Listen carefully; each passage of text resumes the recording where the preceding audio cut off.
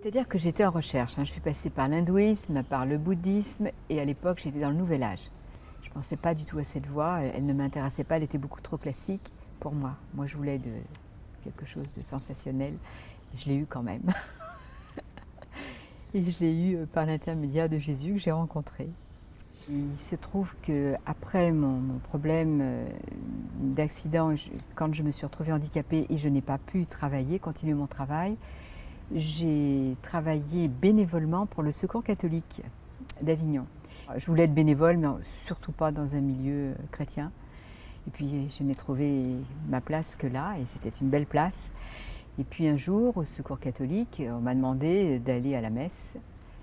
Et bon, j'ai fini par aller à la messe, mais c'est vrai qu'au début, j'étais très réticente. En fait, je me rends compte que j'étais très en colère.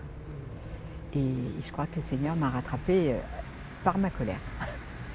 Et puis donc je suis allée à la messe et dans cette messe, il y avait une jeune femme un peu exaltée, qui parlait de Dieu. Et moi, ça m'a mise en colère. Je ne comprenais pas. Et en fait, j'étais très jalouse de cette jeune femme. Et puis comme je n'habite pas à côté d'Avignon, j'ai dû reprendre ma voiture pour rentrer chez moi. Et là, j'ai crié en colère. J'ai crié, pourquoi elle et pas moi?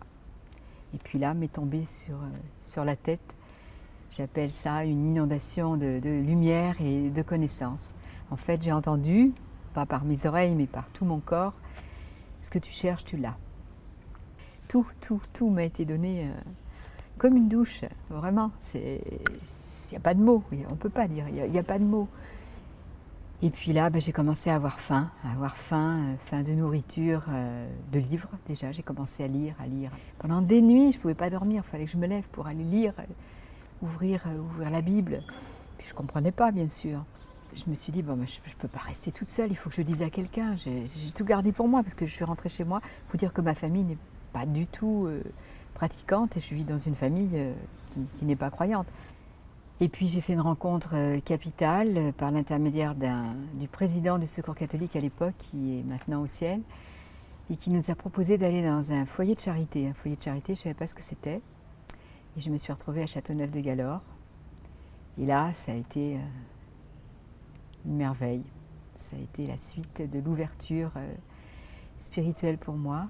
J'ai la certitude en moi, je le sais, que de toute façon, je ne serai pas guérie. Et puis, ce n'est pas quelque chose que je demande. Et je vais dire un mot qui va vous paraître peut-être bizarre, mais ça ne me concerne pas. J'ai confié hier soir à une jeune fille de Jeunesse Lumière qui m'a raccompagnée, qui m'a dit sa joie de pouvoir pousser mon fauteuil. Ça m'a beaucoup étonnée. Et cette jeune fille m'a dit ma conversion, c'est parce que j'ai rencontré quelqu'un qui était sur un fauteuil à Lourdes. Alors je pense que pour elle, il y a eu une résonance. Et puis il y en a eu une pour moi aussi, parce que quand elle m'a dit ça, je lui ai dit moi, je me suis mise dans un fauteuil, j'ai eu le courage de m'asseoir dans un fauteuil à Lourdes, parce que le Secours catholique m'a envoyé pendant des années accompagner les personnes en difficulté à la Cité Saint-Pierre. Et puis un jour, il y a un jeune homme qui demandait de l'écoute. Et il m'a dit oui, mais moi, il faut que je marche pour parler. Et moi, j'ai dit moi, je ne peux pas marcher. Alors, elle m'a dit ça fait rien, je vais vous trouver un fauteuil. Alors là, j'avoue que, gloups, ça n'a pas été évident. Puis finalement, je me suis assise dans ce fauteuil qu'il a poussé. Il m'a permis de visiter tout Lourdes, ce que je n'aurais jamais pu faire à pied. Et ce jeune homme m'a parlé de lui. C'était un jeune homme qui était atteint du sida.